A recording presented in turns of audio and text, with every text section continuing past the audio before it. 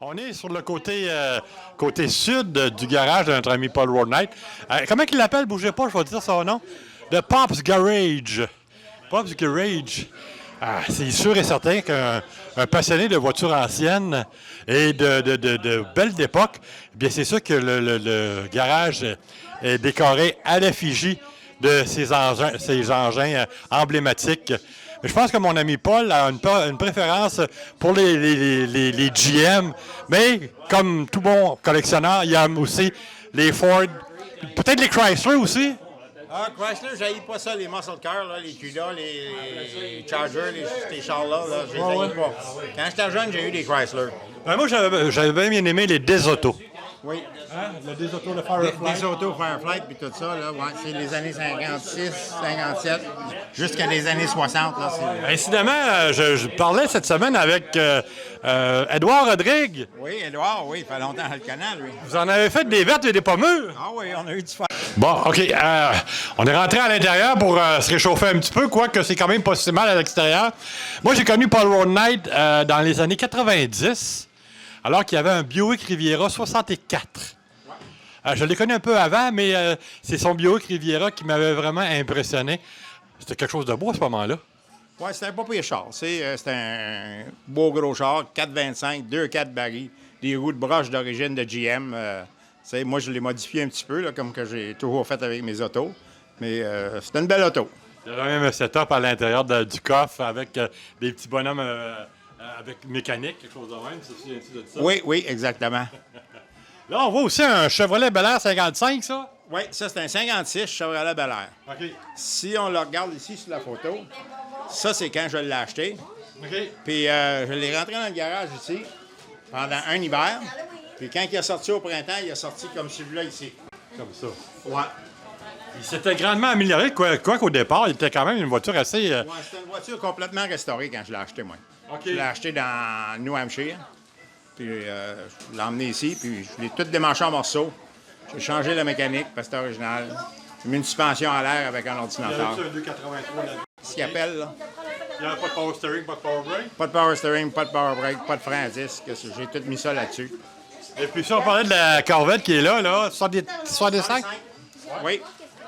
Ouais, ça, c'est un auto que j'ai acheté aussi en Ontario. OK. Puis que c'était une belle auto quand je l'ai acheté, mais la carrosserie n'était pas parfaite. Ça fait que je l'ai pris, puis rentré dans le garage, puis un hiver encore. Elle a sorti comme ça. Et puis là, si on se fait à ton mur de célébrité, on voit un beau petit Buick. Chevrolet 30. Oui. J'ai de la misère avec ces modèles-là, ça va même tout semblable dans le Ils se ressemblent beaucoup. Ça, c'est un auto que j'ai eu pendant 11 ans. OK. Ouais, c'est... j'ai fait des expositions aux États-Unis avec cette auto-là pendant toutes les fins de semaine. OK. Pendant 11 ans. On partait le vendredi, on en revenait le dimanche. Et puis ta dernière acquisition que tu as eue en fait de modèle de collection, je pense que c'est ton jaune à l'extrême gauche. Oui, c'est ça, le Ford 34, le coupé. Ça, c'est un auto, c'est un kit en fibre de verre. J'avais acheté un frame avec une carrosserie en fibre de verre. OK. Puis je l'ai monté, puis ça a viré comme ça. Là, ça reste entre nous autres, on n'en parlera pas à personne. Ton préféré là-dedans, c'est lequel? Ah, je dirais, probablement mon Buick puis mon Chevrolet. Oui, il y a deux beaux gros. Ouais, le Chevrolet, c'est surtout la couleur. Ça, c'était la couleur originale, noir et Crocus Yellow, là. C'était spécial. Le gold et le noir, quand je l'ai acheté, ça convient pas trop, là, c'est. Mais je pense mon Chevrolet puis mon Riviera. Peut-être mon Mercury aussi, le 51, là. Ouais, quand on se met à faire le bilan de tout ça, il y a du beau stock là-dedans. Tous ces véhicules-là ont quitté le Québec? La plupart. Le Chevrolet 37, ici, il est rendu en Australie. Oh boy! Lui, il est rendu le 34 en Alabama. Le Mercury au Texas. Le Buick, je ne sais plus où il est rendu. Lui, il est retourné en Ontario. OK. Ça fait que... Son point d'origine. Son point d'origine, oui. Un de mes premiers, c'est le Ford 56, le F100 pick-up. Ça recule dans les années 70 quand j'avais monté ce char-là, moi. Bon. Puis c'était un 59, ça, 60? 56 Ford F100. OK. Ouais, moi, je l'avais modifié avec un gros moteur et une suspension indépendante. Puis avant ça, j'en ai eu, mais j'ai pas les photos. J'ai eu un des premiers peut-être à avoir des hot rods dans Sherbrooke, là. Bon, je pense que c'est toi qui es parti le club, hein?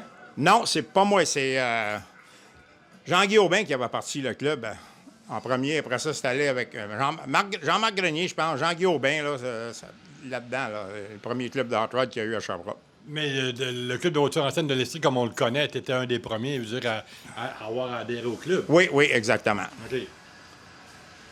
Et puis là, si on fait le tour du garage, il est vraiment décoré avec goût. On voit qu'il y a un Ford. C'est ton même Ford qui est là? Ah, c'est mon même Ford, ça, qui est là. OK. Ouais. C'est vraiment la man cave, mais à l'extérieur de la maison. Ouais. Ah? J'avais beaucoup plus de choses que ça, mais j'en ai éliminé, parce qu'à un moment donné, on vieillit, hein, puis on laisse profiter les autres un petit peu. Bien, ce qui arrive, c'est qu'une fois qu'on a la passion, je pense que ça se démarre pas. Il reste toujours une petite flamme qui reste allumée en dedans de nous autres. Ah, ça reste tout le temps là, tu sais, mais il faut diminuer. C'est comme que je dis, j'ai essayé de trouver des pilules pour faire passer ça, ils n'en vendent pas. Ça fait que j'essaie de pas trop aller voir les expositions d'auto parce que c'est comme une piqûre, ça, là. Il n'y a aucune thérapie pour ça, mon Il n'y a chum. pas de thérapie, il n'y a pas de pilule.